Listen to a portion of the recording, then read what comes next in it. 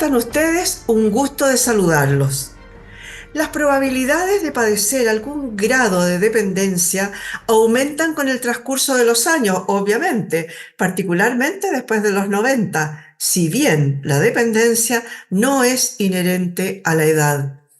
Las personas en situación de dependencia suelen ver reducida su autonomía y participación, y debido a esta dependencia requiere de ayuda. El cuidado se erige como un eje fundamental, suele ser un trabajo invisibilizado y poco valorado. Vamos a hablar con Beatriz Fernández, investigadora asociada del Instituto Milenio para la Investigación del Cuidado, MICARE, y profesora de Sociología de la Universidad Católica. ¿Cómo estás tú? Muy buen día, un gusto de saludarte. Hola Miriam, muy bien, muchas gracias por el espacio y la invitación. Oye, a ver, María Beatriz, partamos hablando un poquito. En general, yo decía que es hacia los adultos mayores, ¿no es cierto? De nuestras mamás, nuestras abuelitas, abuelitos, etcétera, en el que nos ponemos mucho cuidado, mucho cariño, pero poco conocimiento. Cuéntame un poquito qué es el cuidado, qué implica el cuidado a un adulto mayor, a una persona postrada, a una persona que está en una situación de dependencia, incluyendo niños. Muy buena pregunta. Yo creo que, claro, como bien tú explicas, siempre que pensamos en el cuidado, nos acentuamos y finalmente lo ejemplificamos en personas como que tienen algún tipo de dificultad, ya sea como personas envejecidas o también en el caso de los niños que tienen algún nivel de dependencia. Pero si nos vamos como a revisar un poco la vida general de los seres humanos, el cuidado es algo que sostiene la vida en cualquier etapa. Y eso es bien relevante entenderlo. Es decir, el cuidado está presente no solamente en las personas con situación de dependencia, sino que en el día a día nosotros igual en el fondo requerimos cuidado de otros y otorgamos cuidado a otros. O sea, sin el cuidado no estaríamos acá hoy en día ninguno de nosotros presentes. Y eso es como bien relevante, yo te diría como punto de inicio, entender que el cuidado es un derecho universal, es un trabajo también, demanda muchas horas, muchas actividades al respecto y claro, se vuelve mucho más intenso en ciertas situaciones particulares, como bien tú dices, que tiene que ver con la niñez, con la presencia de ciertas enfermedades, con ciertas situaciones de discapacidad, pero vuelvo a insistir que es algo que es independiente de la edad. Yo te diría que está presente en toda nuestra vida. Claro, a ver, yo el otro día conversando con una persona sobre este tema, le comentaba yo que iba a hacer esta entrevista, me decía, oye, yo tengo 4 niños, algunos de ellos ya están entrando al colegio, unos chiquititos que todavía están en casa, uno con mamadera, y la verdad es que no me da el tiempo. ¿En qué momento yo voy a poder tener una vida propia y voy a tener, aunque sea un pedacito, un ratito para mí? Porque incluso esto les pasa sobre todo a las mamás cuando son primerizas, ¿no? ¿Cómo hacer el tema del cuidado? A mí me preocupa mucho el tema del mucho cariño, pero el poco conocimiento que se tiene. Sí, yo creo que ahí es bien relevante pensar en un concepto que es más desde las investigaciones, que se llama cómo es la organización social del cuidado.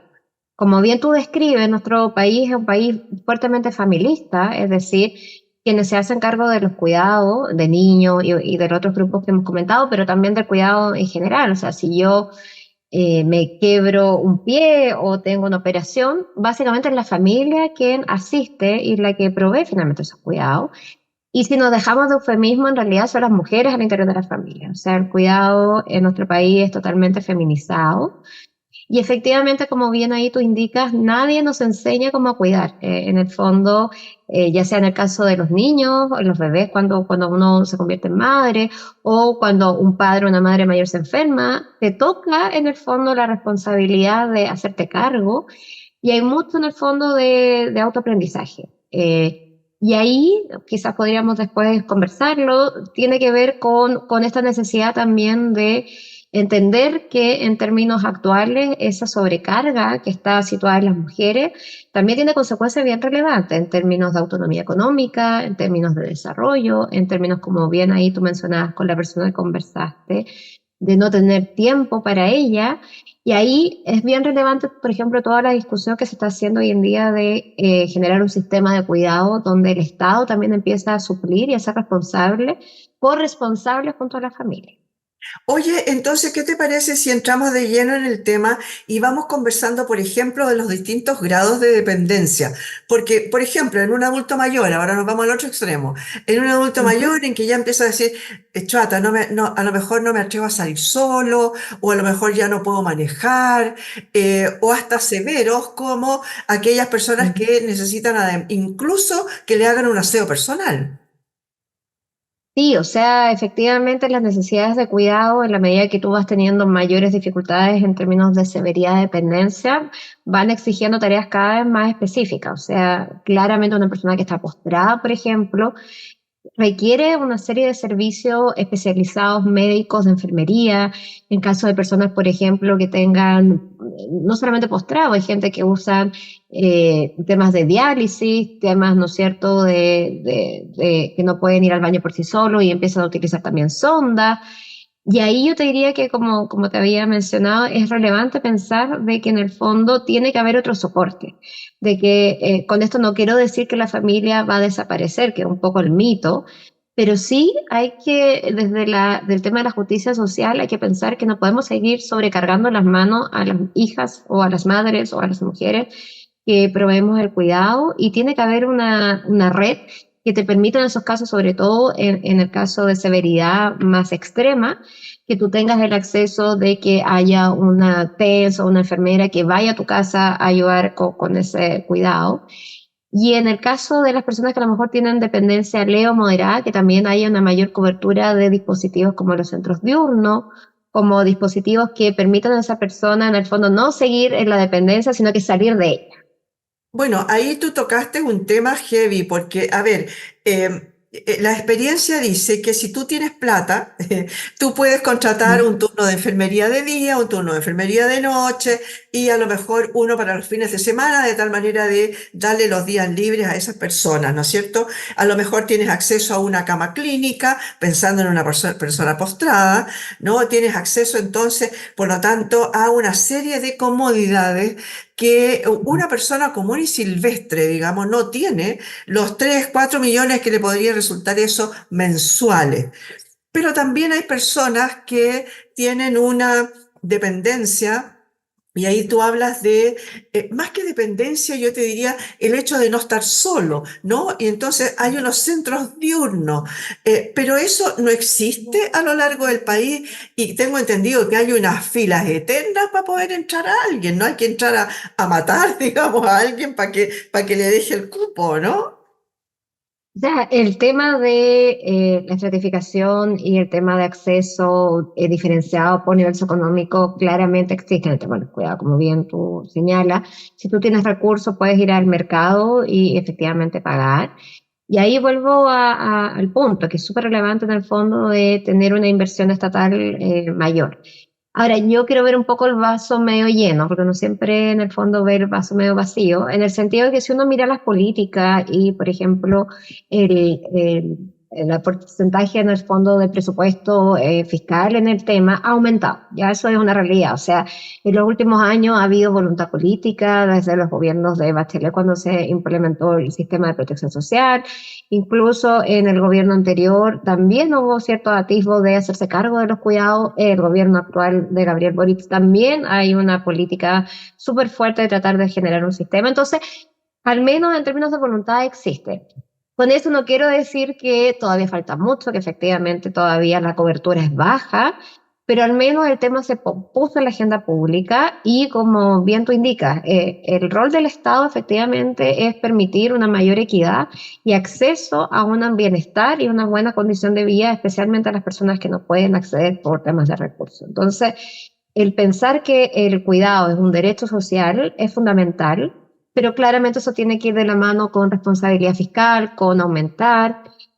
Nosotros hicimos un estudio y revisamos evidencia internacional, donde, por ejemplo, países que uno siempre se compara como países de la OCDE, países nórdicos, ellos destinan cerca de 3 a 5 puntos porcentuales del PIB para tener un sistema de cuidado a largo plazo, estoy pensando netamente en personas mayores. En Chile es menos del 1% o 0, no me acuerdo la cifra, pero es muy bajo. Entonces, uno entiende que ahí también hay que ser, en el fondo, súper consciente de que hemos avanzado, todavía falta, por supuesto, por avanzar, pero claramente eso implica también una reingeniería y políticas, en el fondo, de cambios fiscales para que efectivamente logremos una cobertura mucho más universal y que no esté solamente con estas filas que tú dices, que reproduce la angustia finalmente de muchas de estas familias y de mujeres que cuidan. Oye, ¿hay algún estudio que diga, por ejemplo, qué lugares del país existen acá en Chile donde hay mayor cantidad de personas dependientes? Sí, o sea, si uno revisa, por ejemplo, los resultados de la ENDIE, que es la encuesta nacional de discapacidad y dependencia, que se hizo recientemente el año 2023, que está disponible en el Ministerio de Desarrollo Social, Ujú. ellos tienen procesados, por ejemplo, los niveles de dependencia en todas las edades, porque en el fondo ellos miden situación de discapacidad y dependencia desde 2 años en adelante en el país, y ahí uno puede encontrar gráficos y tablas en el fondo de dónde son los lugares donde hay mayor número de personas en situación de dependencia por región, que si no me equivoco, las mayores regiones con índice mayor de situación de dependencia de personas mayores son, por ejemplo, la región de Valparaíso, la región del Ñuble, en el fondo mucho más concentrada en zona central, y también por los procesos migratorios, por ejemplo, las regiones del norte son regiones un poquito más jóvenes, pero en el centro es donde tú encuentras como un número bien grande de población mayor, dependiente. Sí. Sí, claro. Oye, ¿y son más mujeres que hombres? Por el hecho a lo mejor de que las mujeres somos más longevas. Sí, hay una correlación total entre género y dependencia. Como bien tú dices, las mujeres vivimos más años, pero también eso no solamente es por vivir más años, también hay que entender que las mujeres vivimos en condiciones, ¿no es cierto?, eh, de vida con mayor vulnerabilidad a lo largo como de las distintas etapas. O sea, las mujeres en general, muchas de ellas no trabajaron remuneradamente, Ya. muchas de ellas en situaciones con bajo nivel educativo, con acceso a pensión, sin acceso a pensiones, con mucho trabajo de cuidado en términos de la familia, y por lo tanto vivimos más años, pero además tenemos como una carga de desventajas que también nos predispone a situaciones de mayor dependencia. ¿Más cuidadores que cuidadoras o al revés?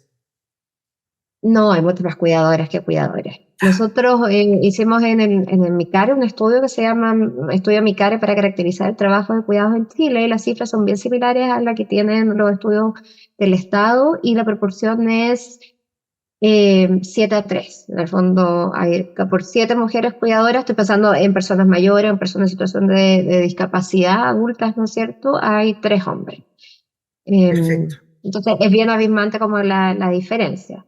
Y además también es bien importante cuando uno hace un zoom, y aquí me voy a ir a niñez, por ejemplo, en los cuidadores varones, que las cifras también han mostrado que los hombres y los papás cada vez se involucran más, pero cuando uno empieza como el detalle de actividades, claro, tienen más horas dedicadas al juego, a las cosas lúdicas, pero en la práctica cuando tú preguntas por horas dedicadas, por ejemplo, al cuidado más directo, bañarse, comer, ahí sigue habiendo una desigualdad completa, y las madres son las que se llevan el cuidado más personal. Ya, perfecto. O sea, en realidad se involucran de alguna manera, bueno, en distintos roles a lo mejor, ¿no? Oye, cuéntame un poquito de Micare. Tú algo dijiste a qué se dedican, que nos has dejado más o menos entrever, pero cuéntame a qué se dedican, qué tipo de proyectos hacen ustedes, qué tipo de investigaciones llevan a cabo. Mira, nosotros somos un instituto milenio, que es básicamente un centro asociativo para generar investigación empírica. En palabras bien simples, básicamente recibimos aportes estatales para generar datos, información, para finalmente caracterizar en específico el tema del cuidado. Nosotros en realidad estamos centrados en dos poblaciones, que es el cuidado, ¿no es cierto?, y las personas que cuidan a personas mayores en situación de dependencia, y por otra parte a las personas que cuidan o asisten o supervisan, porque también ahí hay un tema con la autonomía bien relevante, a personas con discapacidad intelectual y del desarrollo. Entonces, nuestra misión consiste en aportar desde la academia, que es como un engranaje más dentro de otros actores que son los que toman las decisiones, para dotar obviamente de datos y visibilizar quiénes cuidan, cuáles son sus consecuencias, establecer también pilotos de intervención y sobre todo lo más que nos importa y es parte como del espíritu de estos institutos es estar en la discusión política, o sea, las decisiones políticas y la generación de programas, de distintos como dispositivos en el fondo desde el punto de vista de los tomadores de decisiones, no pueden no tener en el fondo un correlato con evidencia. Y ahí es donde nosotros venimos como a aportar desde nuestro rol de investigadores e investigadores para que finalmente haya evidencia y se puedan pilotear distintos elementos que después vayan a contribuir al bienestar de tanto personas cuidadas como personas cuidadoras. Oye, yo estuve viendo en la página de ustedes que tienen unos podcasts, ¿no? De cuidando. Cuéntame un poquito de qué se trata, cómo se accede a ello, para a quiénes va dirigido. Mira, todo está la información, como bien tú dices, en la página de micare.cl o @micare por Instagram y son podcasts que están hechos, básicamente lo dirigen nuestros postdoctorantes y que están en el fondo entrevistando a distintas personas que trabajan en el tema de los cuidados. Entonces, hay algunos podcasts que son más técnicos, pero en realidad hay otros que están mucho más vinculados como a conocer por qué las personas que trabajamos en este tema llegamos a los cuidados. Entonces, ahí hay una diversidad de entrevistas que están muy entretenidas y que si alguien quiere puede ahí adentrarse a escucharlo. Oye, ¿qué proyectos tienen en curso hoy día? Porque a mí me llegó un volante en el que habla de el tema de las personas que cuidan a personas mayores, dependientes. Mira, somos muchos en la red. Yo te diría que el estudio Micare que te comenté es como el estudio emblemático. Nosotros Ujú. ya levantamos el año pasado los primeros datos de cuidadores, personas cuidadoras en establecimientos de larga estadía o en instituciones de personas con discapacidad intelectual y desarrollo. También a personas que cuidan en la familia. Y este año vamos a hacer la segunda ola para el grupo de familia saber en el fondo cambios en el tiempo. Así que eso se viene y ahí tenemos una encuesta cara a cara donde caracterizamos y también ahí en las redes de Micares pueden encontrar el libro con el informe de esos resultados. Y el segundo estudio que tú mencionas que está el flyer, ahí que también invito a todos quienes nos están escuchando, cuidadoras, está focalizado en mujeres cuidadoras de padres, madres o alguna persona mayor en el fondo de situación de dependencia. También es una encuesta y ahí lo que buscamos dice relación con tratar de caracterizar las redes, redes no sociales como Instagram, Facebook, sino las redes en términos con quiénes cuentan estas mujeres, tratar de saber en el fondo si tienen algún problema a quienes acuden, en el caso en el fondo si tienen que dejar a la persona a su cargo, con quién la dejan, y tiene que ver con este sentido que te decía de poder dotar de evidencia para saber en el fondo hacia dónde posteriormente los tomadores de decisiones tienen que tener el foco de cuáles son las necesidades de apoyo que requieren estas mujeres. Entonces, ahí aprovecho de dejar a todas quienes cumplen ese rol, que son mujeres adultas, que si se animan en el fondo, ahí pueden contactarnos. Ahí yo los datos Miriam se los pasé, así que me imagino que van a estar ahí disponibles.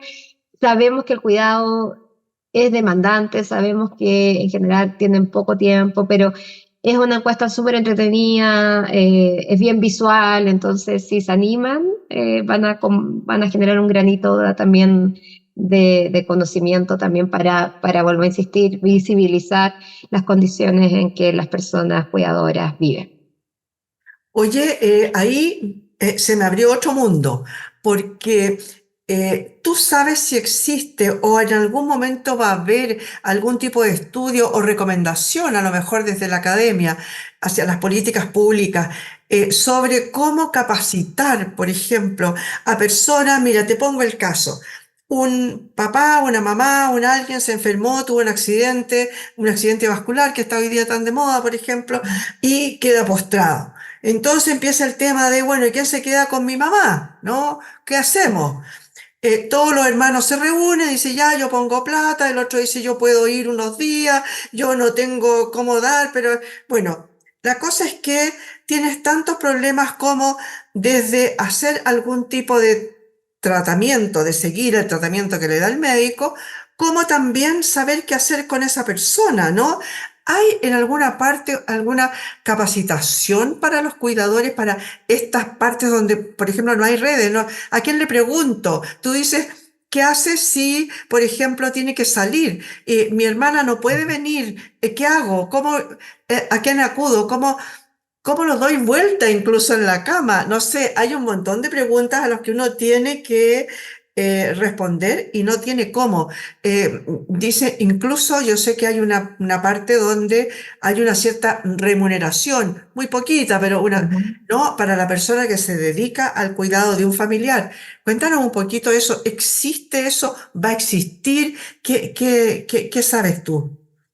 Mira, yo te diría que como preámbulo a esta elaboración de este sistema integral de apoyo y cuidado que está elaborando el gobierno, se han tratado efectivamente de sistematizar y aunar un poco la información para que las personas que cuidan sea más fácil acceder. Y ahí yo les recomendaría que visiten la página de Chile Cuida o en el fondo ponen por Google o ponen chilecuida.cl si es que no me equivoco en la página.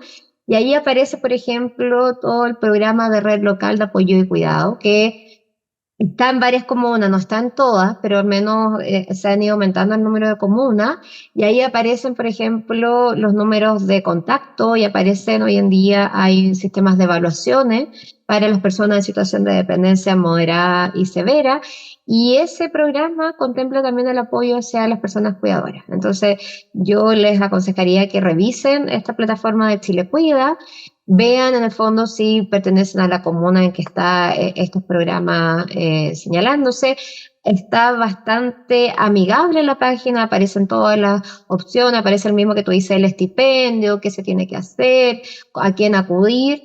Y en el caso que no aparezca la comuna, yo les sugeriría que vayan a los municipios. Los Ya. municipios hay programas específicamente para, por ejemplo, está el programa de MinSal, del Ministerio de Salud de personas en situación de dependencia severa, básicamente que se llama programa postrado, que también se baja a través de los CEFAM, a través de las trabajadoras sociales de los municipios, está el programa también de cuidadores domiciliarios, también de Senama.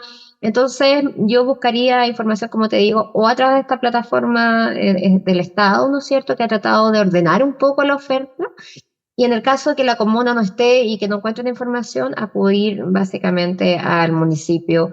Siempre hay una oficina, por ejemplo, si son personas mayores, hay una oficina de adulto mayor.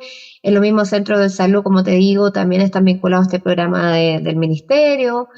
Así que al menos los programas, estos en específico, contemplan lo que tú dices como capacitación al cuidador y también otro tipo también de elementos, no solamente de que aprenda, como bien tú dices, a movilizar a una persona postrada, sino mucho de autocuidado, en el fondo, cómo en el fondo que el cuidado no impacte negativamente en tu vida. Entonces, ahí yo creo que es un hito importante como para revisar quienes no lo han hecho.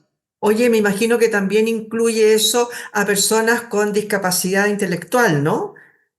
Sí, sí, Ya. pero sí, pero ahí vuelvo a insistir que nosotros desde Micare tenemos como un enfoque derecho súper fuerte, entonces también hay que, somos bien cuidadosos, porque incluso uno lo podría pensar en el caso de personas mayores, pero muchas personas, nosotros tenemos voceros, que son personas con discapacidad intelectual y desarrollo que trabajan con nosotros, Ujú. y en el fondo, claro, uno habla como de personas que requieren cuidados, pero en realidad muchos de ellos en realidad físicamente no tienen ningún problema. Entonces, ahí hablamos mucho más de acompañamiento, supervisión. Entonces, quizás me estoy desviando, pero los programas sí apuntan a tipos de discapacidades que sean físicas más severas. No sé. Claro, claro que sí. Oye, Beatriz, cuéntame, a ver, ¿cómo se hace para que las personas que nos están viendo y que son, que participan en este momento como cuidadores, se pueden comunicar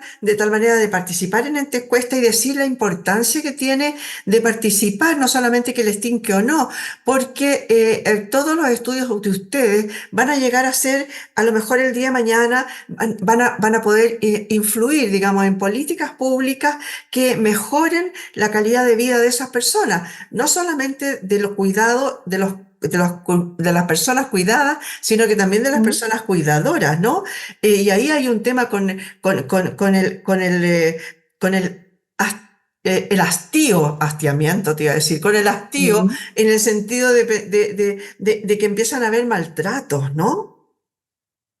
Sí, o sea, efectivamente en el caso de cuando hay mucha sobrecarga, cuando te sientes sobrepasada, cuando en el fondo no tienes un minuto para ti, y eso no quiero decir que todas las personas que cuidan lleguen al tema del maltrato, pero hay evidencia que efectivamente ese nivel de agotamiento, burnout, puede llevar y desencadenar situaciones obviamente de violencia, por una forma como como esto, como una olla de presión, ¿no es cierto? Que si sigue en el fondo sobrecargándose, llega un momento que va a explotar. Eh, y ahí en el fondo, tu pregunta de quiénes quieren participar, yo te diría que revisen las redes sociales de Instagram, está el arroba de SUC, guión bajo UC, que es en el fondo la institución que es parte del Instituto de Sociología que está liderando este estudio. Ahí pueden meterse y aparece el flyer con los datos a quién llamar. También está el arroba mi cara, que también es un Instagram que también pueden encontrar información. Y te voy a dejar también hay un número de teléfono que no me lo sé, pero si lo puedes compartir también, si alguien se anima, puede llamar directamente al Departamento de Estudios Sociales, que es el de SUC también para animarse a que lo vayan a visitar en el horario que le acomode. Esto es una encuesta totalmente, obviamente, voluntaria, en el tiempo que disponga. Hay un pequeño regalito también, porque sabemos que es un tiempo súper valioso, así que felices si alguien, alguna mujer se anima a contarnos su testimonio. Oye, me parece fantástico. En otro momento vamos a conversar sobre todos los avances tecnológicos que podrían empezar a ayudar a personas que no necesariamente son dependientes, pero que ya son adultos mayores y que están requiriendo, digamos, de esa tecnología. Bueno, de alguna manera. La pandemia a lo mejor nos ayudó bastante, ¿no? Con el tema de los teléfonos, con el tema de estas mismas conversaciones a distancia, etcétera. Muchas gracias, Beatriz, por haber estado con nosotros hoy día. No, muchas gracias a ti, Miriam, y un abrazo afectuoso a todos quienes nos estén escuchando y mirando.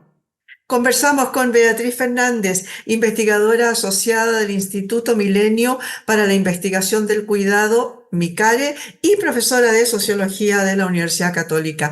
Muchas gracias por haber estado hoy día con nosotros en este punto de encuentro.